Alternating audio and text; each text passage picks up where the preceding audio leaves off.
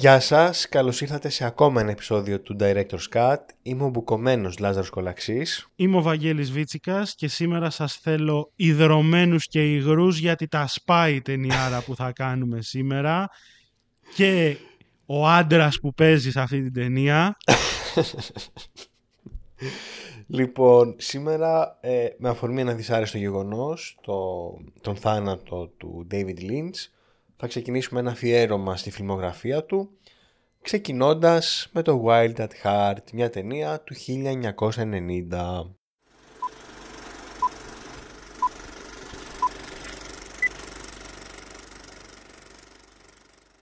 Ταινία η οποία μπορεί να θεωρηθεί και ως sequel της θεματικής που είχαμε κάνει με τον Nicolas Cage και γι' αυτό ακούτε τόσο ενθουσιασμένο τον Βαγγέλη. Ναι, γιατί στην ταινία παίζουν ο Nicolas Cage και κάποιοι άλλοι. Ακριβώς. Αυτοί οι κάποιοι άλλοι είναι η Laura Dern, η Ιζαμπέλα Ροσελίνη, ο Willem Dafoe, ο Harry Dean Stanton, κουλουπού. Δευτερευόντως όμως θα μας απασχολήσουν αυτοί.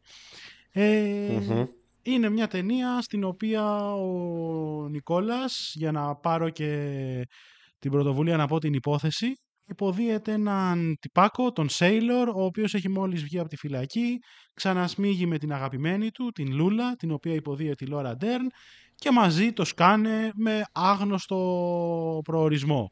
Και λέω το σκάνε γιατί η μητέρα της Λούλα δεν εγκρίνει τον δεσμό τους και βάζει διάφορα εμπόδια στη σχέση τους. Ένα από αυτά τα εμπόδια είναι ένας αλόκοτος τύπος, πολύ γλιτσερός και άσχημος, τον οποίο στέλνει στο κατόπι τους να σκοτώσει τον Sailor. Φυσικά, επειδή μιλάμε για ταινία του David Lynch, δεν είναι απλά αυτή η πλοκή, ένα ζευγάρι που πάει να το σκάσει από τον τύπο που έστειλε η μάνα της κοπέλας. Συμβαίνουν διάφορα σουρεαλιστικά στο ενδιάμεσο. Σωστά. Λοιπόν, σαν μια πρώτη εικόνα, ήθελα να σχολιάσω ότι βλέποντας την ταινία ξανά, βασικά και την πρώτη φορά που την είδα, αλλά σκεφτόμουν ότι είναι μια πολύ ωραία εισαγωγή για τη φιλμογραφία του Lynch, γιατί έχει λίγο πολύ όλα τα στοιχεία. Είναι και περίεργο, αλλά όχι πάρα πολύ για να σε ξενήσει, και έχει και κωμωδία. Οπότε αυτό προφανώς μου άρεσε. Εντάξει, και ο Νικόλας παίζει καθοριστικό ρόλο γι' αυτό. Και ναι, νομίζω ότι ήταν μια πολύ ωραία ταινιούλα. Εγώ θεωρώ ότι είναι αριστούργημα. Τη θεωρώ από τις καλύτερες ταινίες του David Lynch και θεωρώ ότι είναι μια ταινία η οποία είναι έτσι φτιαγμένη ώστε ανα πάσα στιγμή μπορεί να καταρρεύσει και να μην βγει καλή, ή να βγει υπερβολική ή να βγει ό,τι να είναι, αλλά ακριβώς επειδή ο Lynch έχει ανα πάσα στιγμή τον έλεγχο του τόνου και του ρυθμού και της διάθεσης από την αρχή μέχρι το τέλος, όχι απλά δεν καταραίει η ταινία, αλλά κερδίζει. Θα τα πούμε αναλυτικά τι εννοώ ακριβώς όταν μιλήσουμε κυρίως για σκηνοθεσία και ερμηνείες, αλλά ναι, η γενική μου εντύπωση είναι αυτή μιας ταινίας η οποία ή θα έβγαινε αριστούργημα ή θα έβγαινε πολύ κακή. Και ο Lynch κατάφερε και του βγήκε αριστούργημα. Ναι, του βγήκε πολύ καλή. Πρωτού μπούμε στις λεπτομέρειες, για να μην το ξεχάσω και για να μην το αφήσω για το τέλος, θυμίζω να μας ακολουθήσετε σε όλα τα social media. Like, εγγραφή στο YouTube, μας διαβάζετε στο Director's Cut, αφήνετε σχόλια στο Spotify. Γενικά, όποιο social media έχουμε είναι ελεύθερο να μας ακολουθήσετε. Και τώρα μπορούμε να συνεχίσουμε στην κανονική ροή. Να το πιάσουμε τη σκηνοθεσία, μιας που ψηλό ήμασταν ήδη εκεί. Ωραία. Αρχικά να πούμε ότι είναι ο χρυσός φοίνικας του David Lynch στη δεκαετία του 90. Εκείνη την εποχή νομίζω είχε μόλις τελειώσει τον πιλότο του Twin Peaks και γι' αυτό περνάει σχεδόν η μισή σειρά μέσα στην ταινία. Λοιπόν, και ουσιαστικά αυτό που έχω να πω για τη σκηνοθεσία είναι αυτό που είπες και εσύ πριν λίγο, ότι διατηρεί έναν εξαιρετικό τόνο σε όλη τη διάρκεια της. Η εισαγωγή είναι πάρα πολύ χαρακτηριστική, μου έχει κάνει τρομερή εντύπωση και την πρώτη φορά και τώρα που την ξαναείδα. Ξεκινάει θεωρητικά πάρα πολύ χαλαρά και έχει ένα απίστευτα βίαιο ξέσπασμα από τον Nicolas Cage που τον οδηγεί στη φυλακή προσωρινά και μετά ξαναβγαίνει. Το οποίο δεν το περιμένεις, δηλαδή είναι θεότρελο, αλλά λες οκ, γιατί όχι. Και έχει πάρα πολλές σκηνές οι οποίες είναι αστείες και άλλες οι οποίες είναι αρκετά δύσκολες, αλλά κάπως καταφέρνει και βρίσκει την ισορροπία ο Λίντς. Δύο που μου έρχονται στο μυαλό είναι όταν αφηγείται η Λόρα Ντέρν στον Νίκολας Κέιτζ την ιστορία του βιασμού της από έναν τύπο φίλου του πατέρα της, και όταν ο Βίλιαμ Νταφό πάει να την ψιλοπαίει στο τέλος, και τέλος πάντων είναι πολύ περίεργο αυτό που συμβαίνει, το πώς καταλήγει τέλος πάντων και όλη η ατμόσφαιρα της σκηνής. Ναι, και εγώ αυτό που είπα δηλαδή πριν εκτιμώ πάρα πολύ στην ταινία, το απόλυτο έλεγχο του τόνου σε μια ταινία στην οποία ο τόνος είναι το κλειδί, γιατί σαν υπόθεση είναι πάρα πολύ απλή και τετριμένη. Λοιπόν, η ταινία αυτή ξεκίνησε για τον David Lynch ως ένα άτυπο remake του The Wizard of Oz, της κλασικής ταινίας του Victor Fleming, που με τη σειρά της βασίζεται βέβαια στο διάσημο παιδικό βιβλίο του Frank Baum. Ακριβώς επειδή η ιστορία είχε και στο μυαλό του Lynch μια έτσι παραμυθική διάσταση, ο ίδιος της προσέδωσε στο ύφος της και στις ερμηνείες και στη σκηνοθεσία ένα στιλιζάρισμα που παραπέμπει στο κλασικό χολιγουντιανό σινεμά. Μια bigger than life, ας πούμε, διάσταση. Αυτό ταιριάζει γάντι με το γεγονός ότι η ταινία η ίδια παντρεύει το ρεαλιστικό με το σουρεαλιστικό στοιχείο, δηλαδή την ταινία δρόμου, την αστυνομική πλοκή, ας πούμε, την crime διάσταση της ιστορίας με το σουρεαλιστικό στοιχείο του Lynch. Και ενώ εντάξει, προφανώς διαφέρει πάρα πολύ από την αρχική πλοκή του The Wizard of Oz, εν τέλει πράγματι η ταινία μπορεί να ειδωθεί σαν μια ιστορία περιπλάνησης, όπου δύο ήρωες, ο Σέιλορ και η Λούλα, δύο εραστές, προσπαθούν να γυρίσουν σπίτι, όπως αντίστοιχα η Ντόροθι προσπαθεί να γυρίσει στο σπίτι της, στο Κάνσας, στην κλασική ταινία και στο βιβλίο. Και όταν λέμε να γυρίσουν σπίτι οι συγκεκριμένοι, εννοούμε προφανώς να ξεφορτωθούν όλα τα εμπόδια που δεν τους επιτρέπουν να είναι αγαπημένοι και τα λοιπά. Νομίζω το δεν είναι πάρα πολύ ωραίο, γιατί στο τέλος, το φινάλι είναι αρκετά παραμυθένιο. Δηλαδή νομίζω γίνεται το πιο... Ναι. η κλιμάκωση, ας πούμε, της παραμυθένιας ατμόσφαιρας, αλλά το έχει χτίσει πάρα πολύ καλά μέχρι τότε. Με μικρές λεπτομέρειες, μικρές αναφορές, και παρότι καταλήγει σε ένα happy ending, το οποίο άμα ήταν μια πιο τυπική ταινία ενδεχομένως να μην το έδαινε τόσο καλά, νομίζω λειτουργεί εξαιρετικά και μάλιστα βελτιώνει το βιβλίο στο οποίο είχε βασιστεί η ταινία, γιατί νομίζω ήταν το μόνο κομμάτι που δεν άρεσε στο Lynch από το βιβλίο, το οποίο ονομαζόταν... Όσο το ψάχνεις, να πω και εγώ ότι πιστεύω πως το happy ending ταιριάζει απόλυτα με ακριβώς αυτό που λέω, με το old Hollywood ύφος που έχει όλη η ταινία. Ναι, ναι. Και είναι ακριβώς όπως και στο Blue Velvet, που και το Blue Velvet έχει ένα κάπως απότομο ευτυχές τέλος, αλλά και εκεί όχι απλά δεν χαλάει την ταινία, αλλά ταιριάζει οργανικά με αυτό που θέλει να πει η ταινία. Ότι σωστά. εντάξει, μπορεί το κακό να μένει ανίκητο, αλλά τουλάχιστον, ας πούμε, στη μυθοπλασία, στη φαντασία μας, μπορούμε να τον νικάμε. Ακριβώς. Και κάπως έτσι είναι και εδώ. Το βιβλίο είναι του Barry Gifford και λέγεται Wild at Heart, The Story of Sailor and Lula.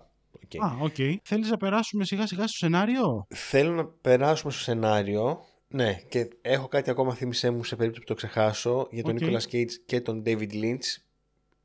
Αλλά θα το πω όταν περάσουμε στην ερμηνεία του Nicolas Cage. Λοιπόν. Έγινε. Σχετικά με τις θεματικές που βρίσκονται στον πυρήνα του σεναρίου, κατά τη γνώμη μου είναι δύο βασικές.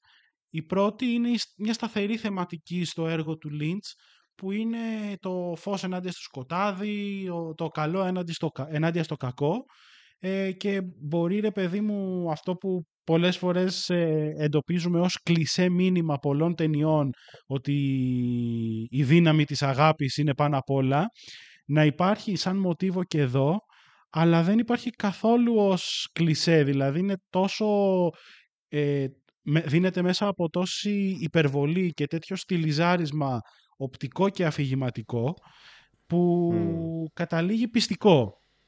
Γιατί έχει και μια ειρωνική διάσταση. Είναι σαν να αναγνωρίζει ο ίδιος ο σκηνοθέτης σε ένα όπως λέμε και σήμερα,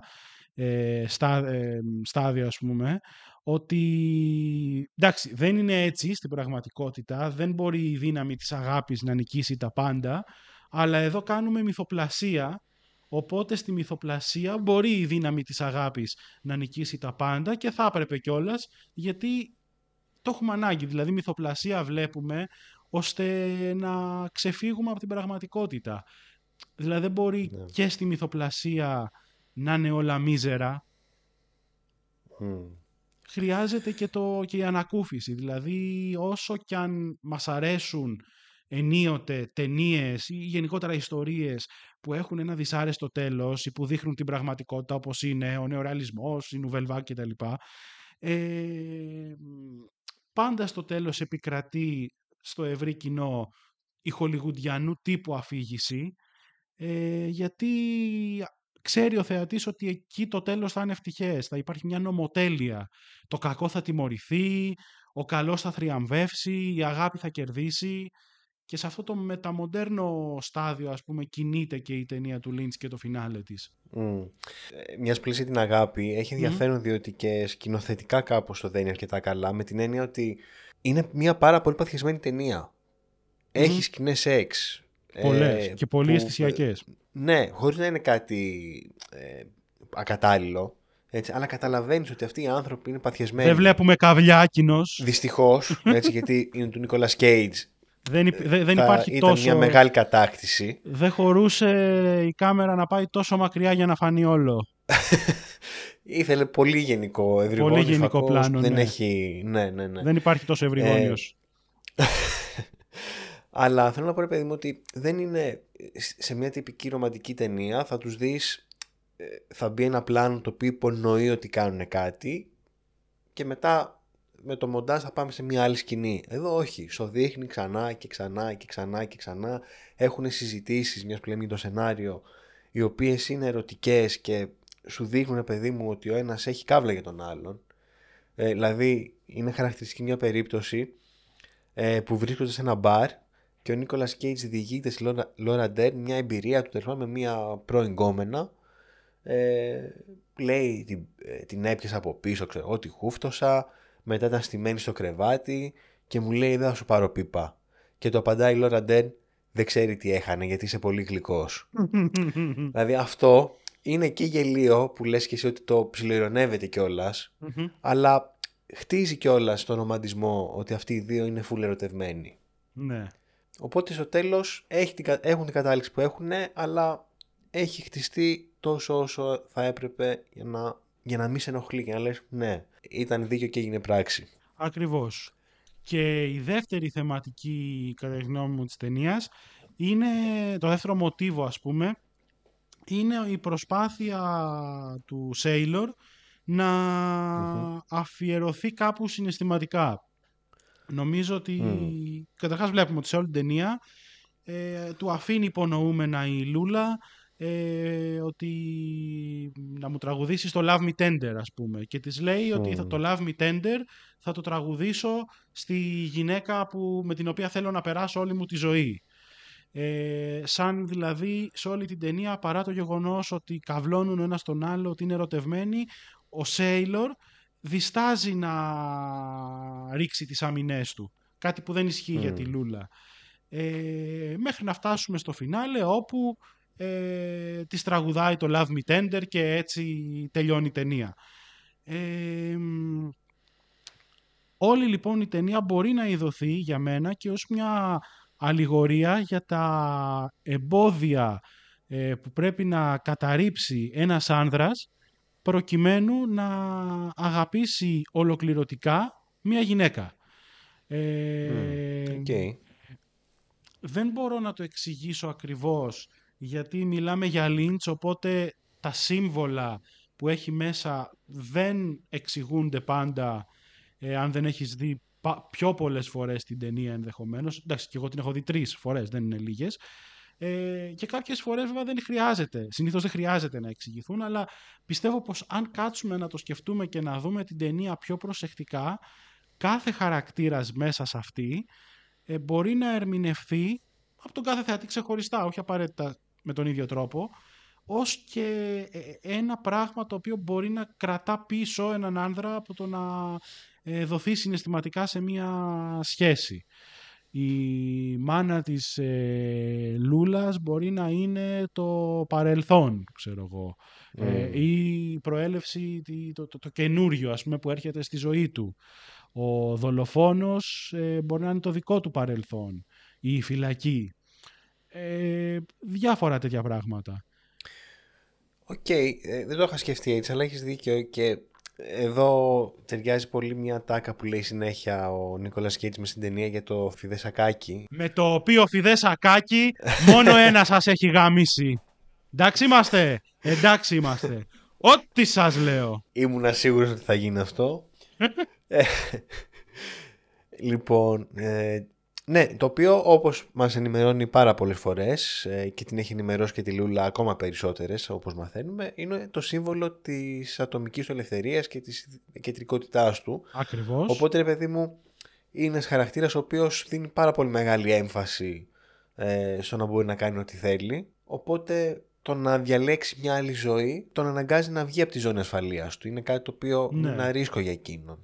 Και γι' αυτό του λέει και η νεράιδα στο τέλος ότι αν είσαι όντως wild at heart θα δοθείς σε έναν άλλον άνθρωπο και θα προσπαθήσεις να ακολουθήσετε μια κοινή πορεία. Ναι. Το οποίο ήταν πολύ ωραίο και αυτό το δίνει ωραία, ρε παιδί μου. Δεν το δίνει με το γλυκανάλατο τρόπο που λες το έχω δει 10.000 φορές, δεν αντέχω να το ξαναδώ. Είναι πολύ ωραίο. Ναι. Λοιπόν, οπότε αν έχουμε καλύψει λίγο τις θεματικές, νομίζω μπορούμε να περάσουμε στις ερμηνείες. Δεν ξέρω αν έχεις να προσθέσεις κάτι. Όχι, με μεγάλη χαρά να περάσουμε στις ερμηνείες. Όπου και εντάξει, νομίζω με ποιον άλλον. Βασιλεύει βέβαια ο Νίκολας Κέιτς. Να μην αδικούμε και τη Λόρα Ντέρν. Είναι πάρα πολύ καλή, πάρα πολύ σεξι, πάρα πολύ διαφορετική από την προηγούμενη συνεργασία της με τον David Lynch που ήταν το Blue Velvet. Και είναι και, ρε παιδί μου, δείχνει το ερμηνευτικό της εύρος. Στο Blue Velvet ήταν ένα αθώο άβγαλτο κοριτσάκι των προαστίων. Το Wild at Heart είναι μια περπατημένη γυναίκα με εμπειρία ζωής, όπου όμως έχει και την ευάλωτη συναισθηματική πλευρά της. Είναι ερωτευμένη με τον Sailor και είναι ο άνδρας της ζωής της και φαίνεται αυτό χωρίς να πει τίποτα, μόνο μέσα από το πώς παίζει κυρίως τις παύσεις η Ντέρν. Ωστόσο ο βασιλιάς της ταινίας είναι ο Νικολάρας, ο Νίκστερ όπως τον φώναζε σύμφωνα με τον ίδιο ο Λίντς στα γυρίσματα, ο οποίος πραγματικά δίνει μια φανταστική ερμηνεία, μια από τις καλύτερες ερμηνείες της καριέρας του.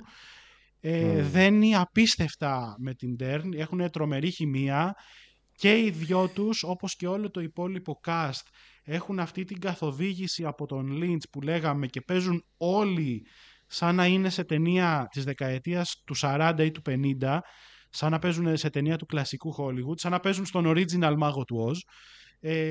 Αυτό λειτουργεί απόλυτα και είναι από τις βασικές αρετές της ταινίας, γιατί την κάνει να ξεχωρίζει, την κάνει να μην παίρνει στα σοβαρά τον εαυτό της και κάνει και εμάς να μην την παίρνουμε περισσότερο από όσο χρειάζεται στα σοβαρά, γιατί αν την παίρναμε θα ήταν απλά ένα τετριμένο love story δύο κυνηγημένων εραστών και δεν θα μας ενδιέφερε. Ναι, ο Νικόλας κυριαρχεί, ωστόσο έχουμε και πολύ καλούς καρατερίστες. Η Ιζαμπέλα Ροσελίνη επίσης αισθησιακή, εντάξει όχι τόσο όσο στο Blue Velvet που ήταν πρωταγωνίστρια ουσιαστικά. Απολαυστικός Νταφό, πολύ τρομακτικός, ανατριχιαστικός. Εξαιρετικός. Από τους πιο τρομακτικούς χαρακτήρες στην ιστορία του κινηματογράφου, τολμώ να ισχυριστώ.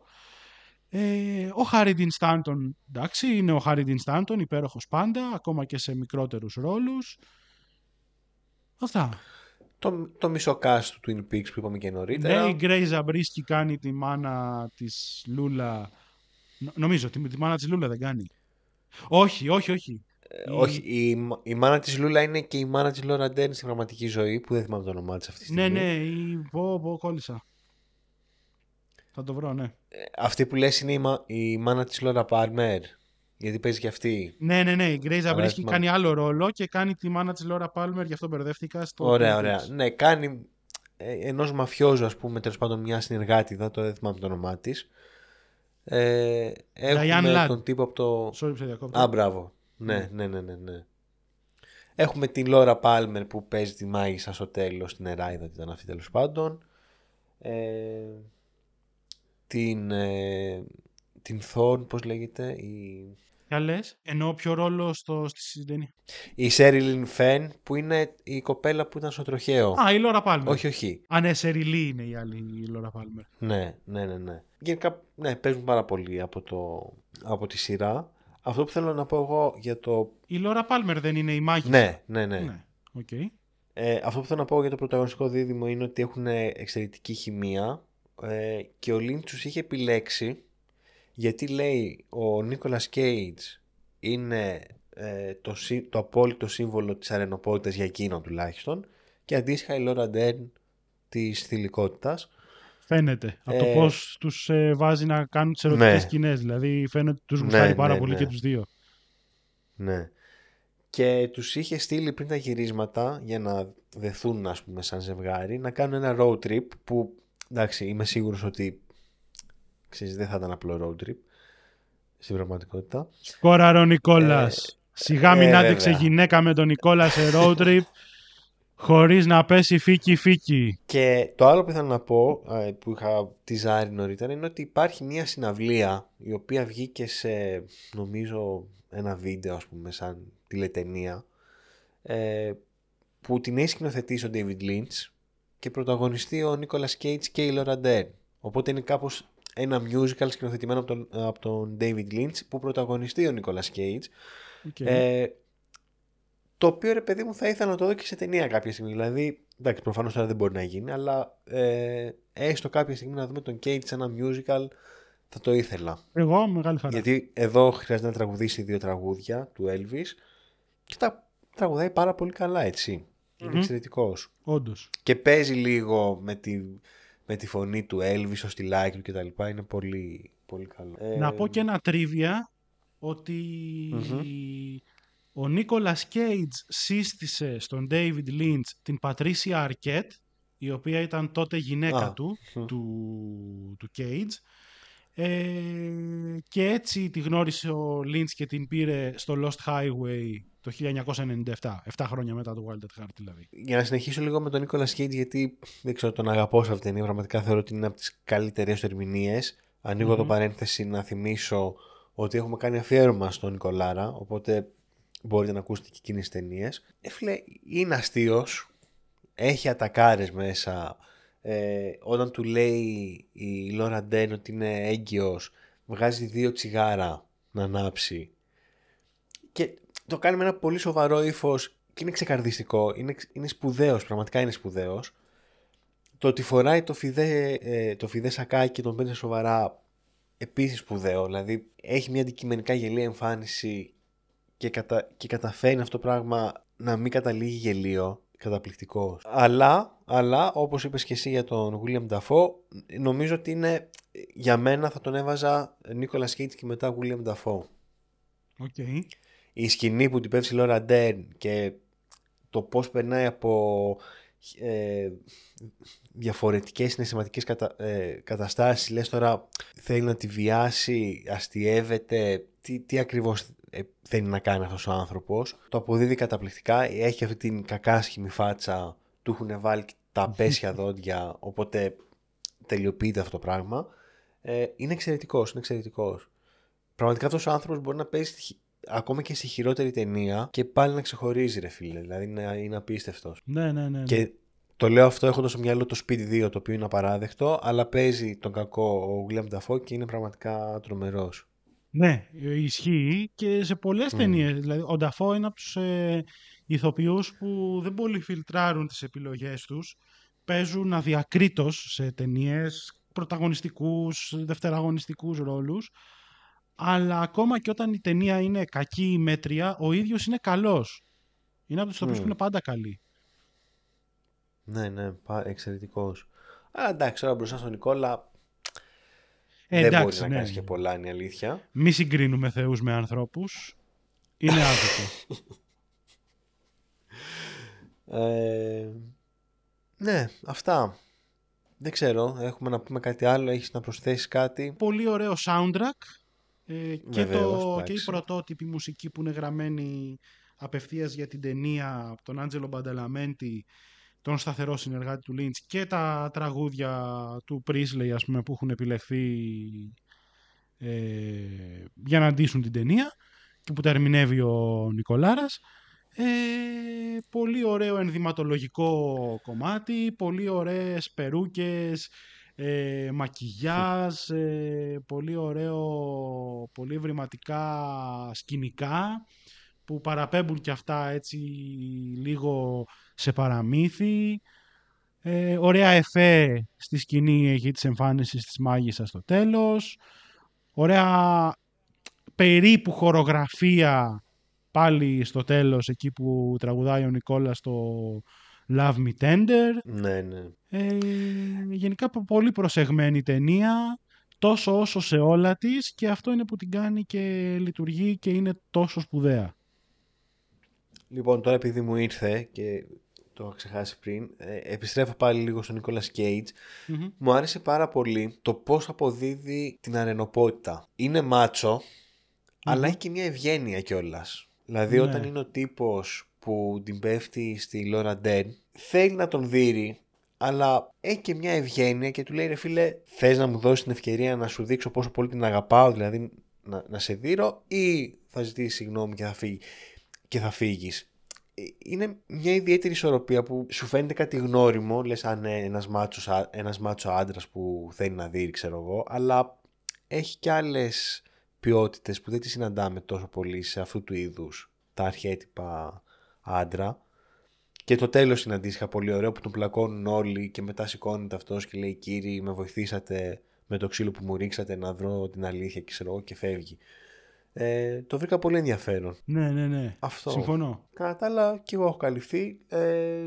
Είναι μια χαρακτηριστική ταινία Lynch από την άποψη ότι, όπως και στο Twin Peaks για παράδειγμα, που είναι ένα από τα μεγάλα του έργα, αποτείει το δικό του φόρο τιμής στην αμερικάνικη pop κουλτούρα. Οπότε, κατά μία έννοια, είναι μια σημαντική ταινία για τη φιλμογραφία του Lynch, ακριβώς για αυτόν τον λόγο. Και νομίζω ότι ο λόγος που είναι έτσι, έχει τη θέση αυτή που έχει στην ιστορία του κινηματογράφου και ταυτόχρονα είναι και αρκετά γνωστός στο ευρύτερο κοινό, πέραν των συνεφίλ, ας πούμε, είναι επειδή έχει μια πολύ καλή ισορροπία ανάμεσα στο art house και στο pop. Δηλαδή οι ταινίες του είναι βαθύτατα επηρεασμένες από την ευρωπαϊκή πρωτοπορία και από το σουρεαλισμό και από τέτοιου είδους κινήματα. Ταυτόχρονα όμως έχουν και την pop διάστασή τους. Ας πούμε εδώ υπάρχει το σουρεαλιστικό στοιχείο, υπάρχει και ο Elvis Presley. Υπάρχει Ακριβώς. το avant-garde και ο έρωτας και τα λοιπά. Υπάρχει και η βία, το νεονουάρ στοιχείο, έστω σε ένα μεταμοντέρνο επίπεδο. Τα ισορροπεί πολύ ωραία αυτά τα πράγματα και αυτό το κάνει σε όλες του τις ταινίες, ακόμα και στις πιο δυσνόητες, όπως είναι το Eraserhead ή το Mulholland Drive ή το Lost Highway. Και νομίζω ότι αυτός είναι ο λόγος που ακόμα και θεατές που δεν αρέσκονται συνήθως σε δυσνόητες ταινίες, με τον Lynch είναι πιο επίοικείς. Γιατί ακόμα και αν δεν καταλαβαίνεις τις ταινίες του, που ούτε εγώ ισχυρίζομαι ότι με πρώτη θέαση τις κατάλαβα όλες. Εντάξει, τον άνθρωπο ελέφαντα τον κατάλαβα, δεν είναι δυσνόητος. Αλλά ας πούμε το Eraserhead δεν το κατάλαβα στην πρώτη θέαση, προφανώς.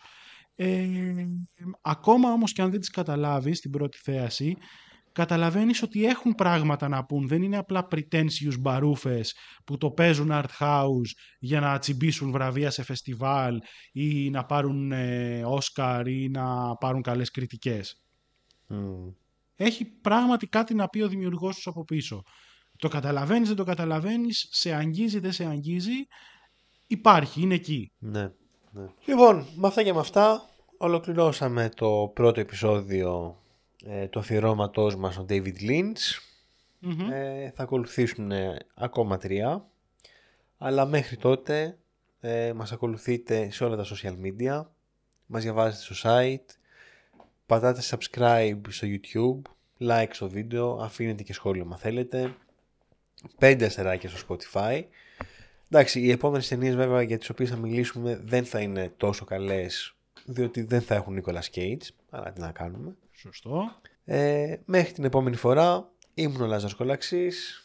Ήμουν ο Βαγγέλης Βίτσικας και ελπίζουμε να σας αφήσαμε ιδρωμένους και υγρούς. Αυτό είναι σίγουρο. Και να θυμάστε από μένα, έτσι θέλω να κλείσω πάλι, ότι όπως είπαμε, με φιδέ σακάκι, μόνο ένας γάμισε, μόνο ένας γαμάει και μόνο ένας θα γαμάει στον αιώνα τον άπαντα.